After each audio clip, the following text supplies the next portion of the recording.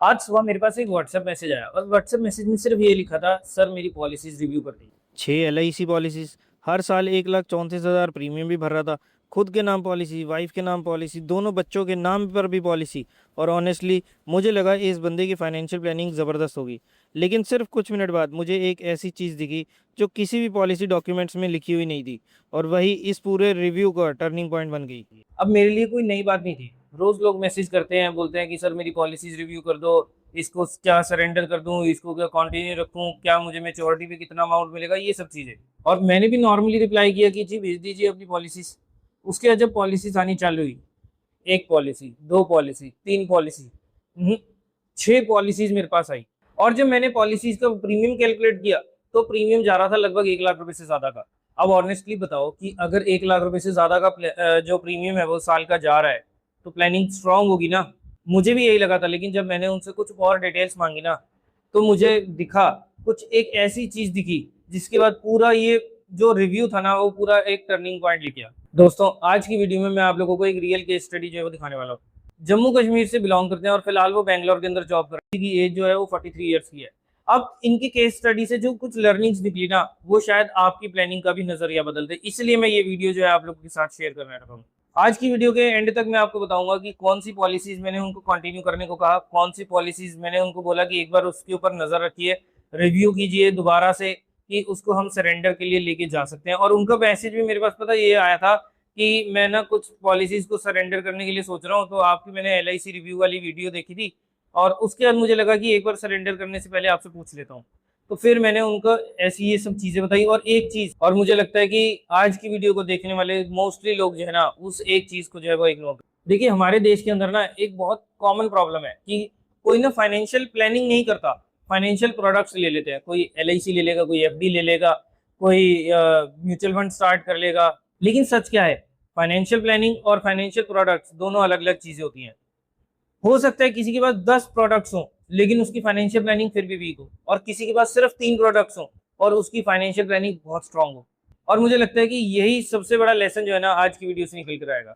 चलिए अब क्लाइंट की प्रोफाइल को समझते हैं। एज है 43 ईयर्स की, प्राइवेट जॉब करते हैं, इनकम है लगभग 45 से 50 हजार रुपये महीना, मैरिड है, 2 बच्चे हैं, पेरेंट्स भी उनके ऊपर डिपेंडेंट है, यानी कि अकेले अर्निंग मेंबर है वो यहाँ तक। और यहाँ तक सब चीजें जो है वो नॉर्मल लग रही थी। लेकिन जब मैंने उनकी ओवरऑल पिक्चर देखी ना तो उसमें मुझे एक चीज समझ आई कि ये केस जो है वो रिव्यू का है ही नहीं। यहाँ उनकी पॉलिसीज का रिव्यू नहीं करना, उनके लिए प्लानिंग जो है वो करनी है। मैं आपसे एक सवाल पूछता हूँ कि अगर एक घर के अंदर 2 बच्चे हैं, एक वाइफ है, पेरेंट्स भी डिपेंडेंट है, तो उस घर का सबसे बड़ा एसेट क्या होता है? LIC, mutual fund, FD, gold? कुछ भी नहीं होता इनमें से। कोई भी एसेट जो है ना वो बिगेस्ट एसेट जो है उनके लिए नहीं है। उनके लिए वो बिगेस्ट एसेट है उनका अर्निंग मेंबर, क्योंकि जब तक वो अर्निंग मेंबर कमा रहा है ना तब तक घर चल रहा है, स्कूल की फीसें जा रही हैं, राशन आ रहा है, गोल्स अचीव हो रहे हैं। और इसी पॉइंट पर मुझे इस केस का सबसे बड़ा लेसन मिला कि लोगों का फोकस जो है ना वो इन्वेस्टमेंट्स पर होता है, प्रोटेक्शन पर नहीं होता। अब हो सकता है कि आपको ये थोड़ा सा हार्श लगे, लेकिन इंडिया के लिए सबसे बड़ी रियलिटी ये है। नमस्कार दोस्तों, मेरा नाम है तुषार राजा और मैं एक MF registered mutual fund distributor और साथ ही साथ एक इंश्योरेंस एडवाइजर भी हूँ। तो अगर आप लोग भी अपने म्यूचुअल फंड, अपनी इंश्योरेंस का रिव्यू करवाना चाहते हैं बिल्कुल फ्री के अंदर, तो आप हमारे साथ इस नंबर पर कांटेक्ट कर सकते हैं। हम आप लोगों की पूरी फाइनेंशियल प्लानिंग करेंगे और आपको कहां पर इन्वेस्टमेंट करनी चाहिए और कहां से आपको इन्वेस्टमेंट रोकनी चाहिए। करने का तो हर कोई बता देगा, लेकिन जो रोकने वाली चीज होती है ना वो बहुत इंपॉर्टेंट होती है, क्योंकि हमें पता होना चाहिए कि हमारे को क्या नहीं करना है, ताकि हम जो कर रहे हैं उसमें हम थोड़ा ज्यादा बेटर जो है वो सक्सेसफुल जो है वो हो सके। तो अगर आप लोग भी किसी भी टाइप की इंश्योरेंस करवाना चाहते हैं, इंश्योरेंस पॉलिसीज का रिव्यू करवाना चाहते हैं, म्यूचुअल फंड्स में इन्वेस्टमेंट करने का सोच रहे हैं कि कहां पर किसके साथ जुड़कर हम इन्वेस्टमेंट कर सकते हैं, तो आप लोग हमारे साथ कांटेक्ट कर सकते हैं। और मैं पूरी कोशिश करूंगा कि जो लोग भी हमारे साथ जुड़ रहे हैं ना उनको एक तो सबसे पहले ऑनेस्टी के साथ और पूरी ट्रांसपेरेंसी के साथ, साथ ही साथ आप लोगों के लिए जो बेस्ट हो सकता है, जितना बेस्ट हो सकता है ना उतने बेस्ट पॉसिबल जो हम आप लोगों तक चीजें पहुंचा सकते हैं उतनी कोशिश करेंगे। अब जरा इमेजिन करो कि आप 10 फ्लोर की बिल्डिंग बनाना चाहते हो, आपने पेंट करा दिया, इंटीरियर करा दिया, फिर फर्नीचर लगवा दिया, टाइल्स लगवा दी, लेकिन अगर फाउंडेशन वीक है तो क्या वो बिल्डिंग सेफ होगी? बिल्कुल नहीं होगी। और फाइनेंशियल प्लानिंग में भी यही चीज होती है कि फाउंडेशन जो है वो प्रोटेक्शन होती है, वॉल्स जो है वो इन्वेस्टमेंट्स होती हैं और रूफ जो है वो गोल्स होते हैं। लेकिन लोग क्या करते हैं, लोग ना सीधा रूफ बनाना चालू कर देते हैं, यानी कि सीधा गोल्स के हिसाब से या सीधा दीवारें खड़ी करनी चालू कर देते हैं, लेकिन उनका फाउंडेशन जो है वो स्ट्रांग नहीं होता। और इस केस के अंदर भी यही चीज थी। चलिए अब मैं आप लोगों को ना एक एक करके पॉलिसीज के बारे में बताता हूँ। सबसे पहली पॉलिसी उन्होंने 2007 में ली, दूसरी पॉलिसी 2011 के अंदर ली, तीसरी 2013 के अंदर वाइफ के नाम पर पॉलिसी ली, 2016 में बच्चों के लिए 2 जीवन लक्ष्य की पॉलिसी ली, और 2017 में जीवन आनंद के नाम से एक और पॉलिसी ली। और मैंने जब उन सारी पॉलिसीज को एक साथ टेबल पर रखा ना, तब मुझे समझ आया कि इसमें ओरिजिनल प्रॉब्लम क्या है। और थोड़ी सी डिटेल्स लेने के बाद वो प्रॉब्लम्स की जो चीजें थी ना, वो और ज्यादा क्लियर होगी। अब मैंने आपको पॉलिसीज का ओवरव्यू तो दे दिया, अब एक एक करके पॉलिसीज को समझते हैं, क्योंकि ये पॉइंट्स जो है ना समझने बहुत जरूरी है। अब इस चीज को ना सबसे पहले इससे मत रिलेट करना कि मैंने जो पॉलिसीज जो जिस टाइम से स्टार्ट करी, अगर आपने भी उसी टाइम से स्टार्ट करी तो आपकी जो है, अगर मैंने यहाँ पर सरेंडर के लिए बोला तो आपने भी बोल दिया कि सरेंडर करनी है, मतलब आपने भी सोच लिया कि वो सरेंडर करनी है। ऐसा बिल्कुल भी नहीं है, क्योंकि सिचुएशन हर बंदे की अलग होती है। अब पहले पॉलिसीज को समझो कि कौन कौन सी पॉलिसीज थी, और उसके बाद हम इसके डिटेल ओवरव्यू पर जाएंगे कि हमारे को कौन सी पॉलिसी में, मतलब मैंने जो है कौन सी पॉलिसी के अंदर कहां पर सरेंडर बोला, कहां पर अभी होल्ड बोला, और कहां पर बोला कि ये पॉलिसी को आगे कंटिन्यू रखना चाहिए। तो सबसे पहली पॉलिसी एक मनी बैक पॉलिसी थी, और स्टार्ट हुई थी 28 नवंबर 2007 को, और मेच्योरिटी है उसकी 28 नवंबर 2027 को, यानी कि लगभग 20 साल की पॉलिसी है। प्रीमियम जा रहा है उसका 6,456 रुपये साल का। और क्लाइंट ने बताया कि इस पॉलिसी से अब तक लगभग 60,000 रुपए का मनी बैक आ चुका है। इसमें उनका जो समय शॉर्ट था वो था 1 लाख रुपए का। और मनी बैक पॉलिसी है तो वो क्या करती है, हर 5 साल बाद ना आपको 20% पैसा जो है वो आपके अकाउंट में वापस भेज देती है, यानी कि, और वो भी उस पैसे का समय शॉर्ट वाले अमाउंट का। तो यानी कि 1 लाख का समय शॉर्ट था उनके अंदर, उसके अंदर जो है 20-20 हजार करके 3 किस्तों में 3 बार 5-5 साल के गैप के अंदर वो पैसा जो है आप तक रिफंड कर देगा। लेकिन अब अगर आप इसको एक ओवरऑल पिक्चर की तरह देखेंगे ना, तो आप देखो 6,456 रुपए का 1 साल का प्रीमियम जा रहा है, यानी कि 10 साल का हो गया 64,000 रुपए समथिंग, और 20 सालों तक वो प्रीमियम जो है वो जाता रहेगा। तो यानी कि 20 सालों के अंदर आपने प्रीमियम कितना दे दिया, प्रीमियम दिया आपने लगभग 1,28,000 1,29,000 रुपए का। समय शॉर्ट, यानी कि अगर कल को कुछ हो जाए तो आपको कवर कितना मिलेगा, 1 लाख रुपए का। तो सबसे पहले मनी बैक पॉलिसीज को अगर आप ले रहे हो, मतलब अगर अभी आपने लेना स्टार्ट कर रहे हैं कि सोच रहे हो, या अभी हाल फिलहाल के अंदर लिया है, तो इसको तो बिना किसी सेकंड थॉट के ना सरेंडर कर दो। इसमें मैं सिचुएशन के अंदर भी नहीं जा रहा, मैं आपको सिर्फ ये कह रहा हूँ कि सरेंडर कर दो, अगर सिर्फ 2-3 साल 4 साल हुए हैं। लेकिन अब इस केस के अंदर मैंने क्या किया होगा, रखवाई होगी या सरेंडर करवा दी होगी। देखो मेरा लॉजिक ना सिंपल सा रहता है दोस्तों, कि कोई अगर पॉलिसी मेच्योरिटी के इतने पास है ना, तो उसे सरेंडर कभी मत करवाओ। अगर आपकी पॉलिसी को 2-3 साल 4 साल का भी टाइम रह गया ना मेच्योर होने में, तो उस पॉलिसी को सरेंडर करने में आपको बहुत ज्यादा नुकसान होगा एज कम्पेयर टू अगर आप उस पॉलिसी को कंटिन्यू रख के एंड तक लेके जाओगे तो। क्योंकि जब आप 15-16 साल एक सफर में निकाल चुके हो, और अब एंड में आके कि उसमें आपको 2% या 2.5% का रिव्यू मिल रहा है, मतलब 2% या 2.5% का रिटर्न मिल रहा है, तो अब आप उस पॉलिसी को इस वजह से सिर्फ रिटर्न्स देखकर रिजेक्ट मत करो। इसलिए इस केस में भी, क्योंकि मेच्योरिटी को सिर्फ 2 साल रह गए थे, तो इस केस के अंदर ना मुझे ज्यादा एक, मतलब मुझे डाउट भी नहीं हुआ कि इस पॉलिसी को कंटिन्यू रखना चाहिए या नहीं रखना चाहिए। तो मैंने उनको सीधा बोला, और उन्होंने मुझे स्टार्टिंग में जब पहला मैसेज करा था ना, उन्होंने बोला था कि मैं 6 की 6 पॉलिसीज जो है वो सरेंडर करने की सोच रहा हूँ। तो मैंने उनको बताया कि अब यहाँ पर ना आपको इस सिचुएशन पे, इस लेवल पर आकर आपको इस पॉलिसी को सरेंडर करना बिल्कुल भी एक वाइज डिसीजन जो है वो नहीं है। अब आते हैं दूसरी पॉलिसी पर, यहीं से थोड़ी सी ना पॉलिसी जो है वो, जो स्टोरी है ना वो थोड़ी इंटरेस्टिंग होनी चालू होती है। सेकंड नंबर पॉलिसी का नाम है LIC की जीवन सरल। स्टार्ट हुई थी ये 28 दिसंबर 2011 को, और मेच्योरिटी है इसकी 2032 में, 28 दिसंबर 2032 को। प्रीमियम इसका जा रहा है 24,510 रुपए साल का, और इसमें सम एश्योर्ड है 5 लाख रुपए का। जो लोग इंश्योरेंस इंडस्ट्री को फॉलो करते हैं ना, उनको पता होगा कि ये जीवन सरल पॉलिसी क्या है। एक टाइम पे LIC का बेस्ट प्रोडक्ट था, बेस्ट भी मतलब रिटर्न के बेसिस पे नहीं, बहुत पॉपुलर प्रोडक्ट था, और बहुत सारे लोगों ने ना अपनी फ्यूचर प्लानिंग के लिए, इन्वेस्टमेंट्स के लिए इस पॉलिसी के अंदर जो है वो जरूर इन्वेस्टमेंट की होगी। अब मैं इस पॉलिसी को अच्छा या बुरा नहीं बोलूंगा, और बहुत सारे लोगों ने ये पॉलिसी इन्वेस्टमेंट्स या फ्यूचर प्लानिंग के लिए इस पॉलिसी के अंदर इन्वेस्टमेंट जरूर किया था। और मतलब ये था कि जो एक्सपेक्टेशन थी ना जीवन सरल पॉलिसी से, और जो उसके आउटकम्स थे, उसमें कई बार डिफरेंसेस देखने को मिले हैं। और इसीलिए इस पॉलिसी को ना मैंने रिव्यू कैटेगरी के अंदर रखा, जिसके बारे में आपको वीडियो के एंड तक पता चलेगा कि इसके बाद इसको सरेंडर करना चाहिए था या नहीं करना चाहिए। और अब आते हैं उन पॉलिसीज पर जिन्होंने सबसे ज्यादा अटेंशन मेरा लिया। पॉलिसी नंबर 3 और 4 दोनों सेम है, और वो है जीवन लक्ष्य। दोनों स्टार्ट हुई थी, उन्होंने अपने बच्चों के लिए करी थी, दोनों स्टार्ट हुई थी दिसंबर 2016 में, मेच्योरिटी है उनकी 2037 के अंदर दिसंबर में। अब इसमें ना इनका मंथली प्रीमियम जा रहा है 2501 रुपए का एक पॉलिसी का, यानी कि 2 पॉलिसीज के हो गए 5002 रुपए, 5000 ही मान के चलते हैं। तो यानी कि साल का प्रीमियम हो गया दोनों पॉलिसीज को मिला के, पॉलिसी नंबर 3 और पॉलिसी नंबर 4 को मिला के हो गया 60,000 रुपए साल का प्रीमियम।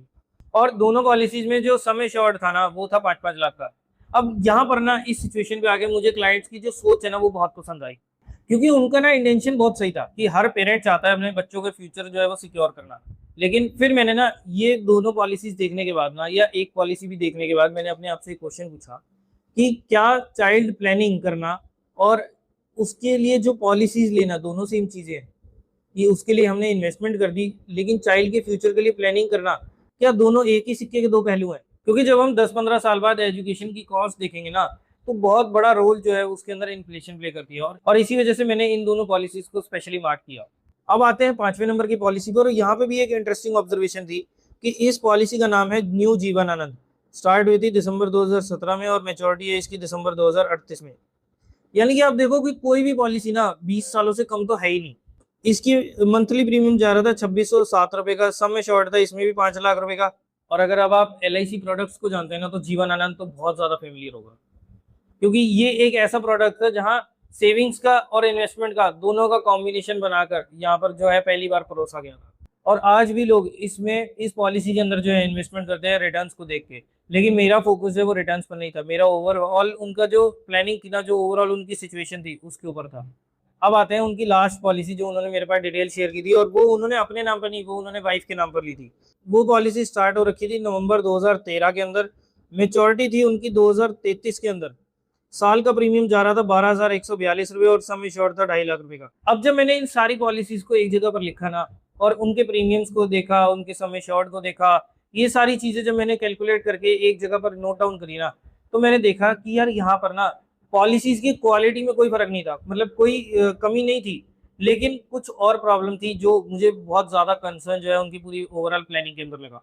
एक तरफ 6 LIC पॉलिसीज, 1 लाख से ज्यादा का साल का प्रीमियम, 15-20 साल का उनका डिसिप्लिन और फैमिली के लिए प्लानिंग, और ये सब चीजें जो है ना देखने में बहुत अच्छी लग रही थी। लेकिन फिर मैंने उनसे एक सवाल पूछा, जिसके बाद ये पूरी ओवरऑल प्लानिंग का डायरेक्शन जो है वो चेंज होगी। और फिर उसके बाद जब मैंने जो सवाल पूछा ना, अब उन सवालों को सुनो।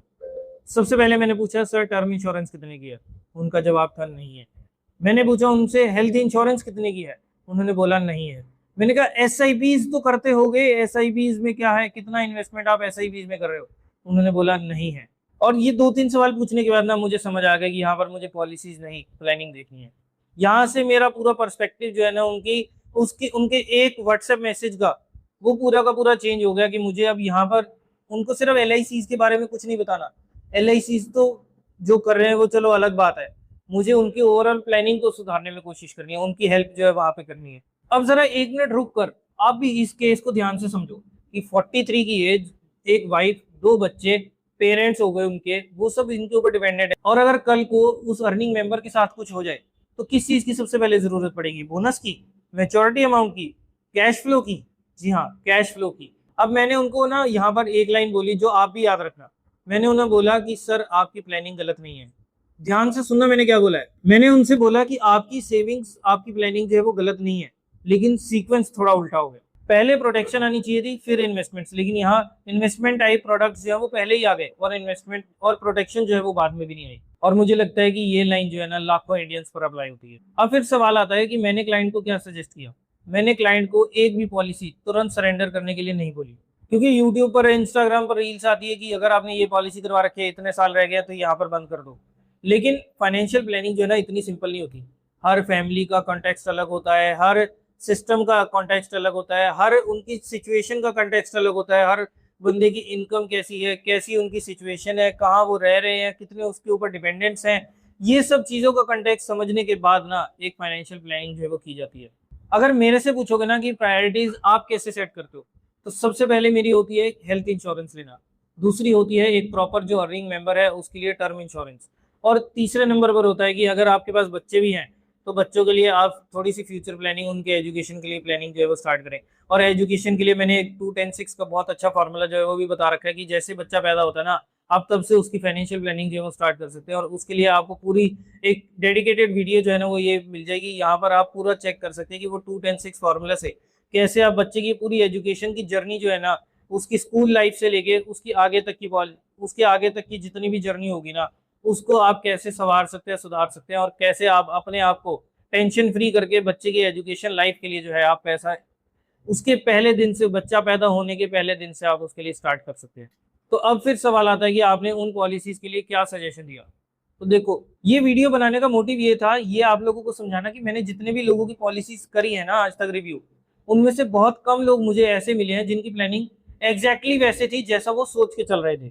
और ये सब ना नॉर्मल है, क्योंकि हम लोग ना सब लोग अपनी अपनी लाइफ में बिजी हैं। जॉब हो गया, बिजनेस हो गया, फैमिलीज हो गई, रिस्पॉन्सिबिलिटीज हो गई, और हम ना इन सारी चीज़ों के अंदर ना अपने जो फाइनेंशियल प्रोडक्ट्स, फाइनेंशियल प्लानिंग है ना, वो सोचते हैं कि यार हम भी अपना बैठेंगे सैटरडे संडे बैठे और अपने हिसाब से हमने कर लिया और हमने जो किया वो हमारे लिए सही है।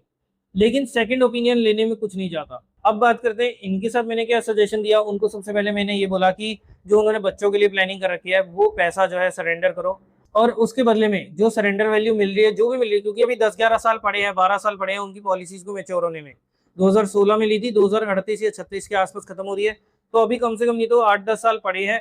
आप एक काम करो, अभी सरेंडर वैल्यू लो, जितना सरेंडर होता है, मतलब जितनी भी मिलती है, एक कड़वा घुट भरो, और उन पॉलिसीज को सरेंडर करके उनके लिए एक चाइल्ड जो म्यूचुअल फंड्स आते हैं उसके अंदर इन्वेस्ट करो। क्योंकि हमारे को ना बच्चों के लिए एजुकेशन के लिए पैसा इकट्ठा करना है। उनका मोटिव ये था कि जब वो बच्चे 18 साल के हो जाएंगे तो उनके एजुकेशन के लिए वो पैसा जो है उनका यूज आए। तो भाई एजुकेशन के लिए यूज आने के लिए, एजुकेशन जो इन्फ्लेशन है ना वो साल में बढ़ती है 10%। जिस प्लान के अंदर आपने इन्वेस्टमेंट कर रखी है वो देता है 5 से 5.5 से या 6 मैक्सिमम 6% दे देगा।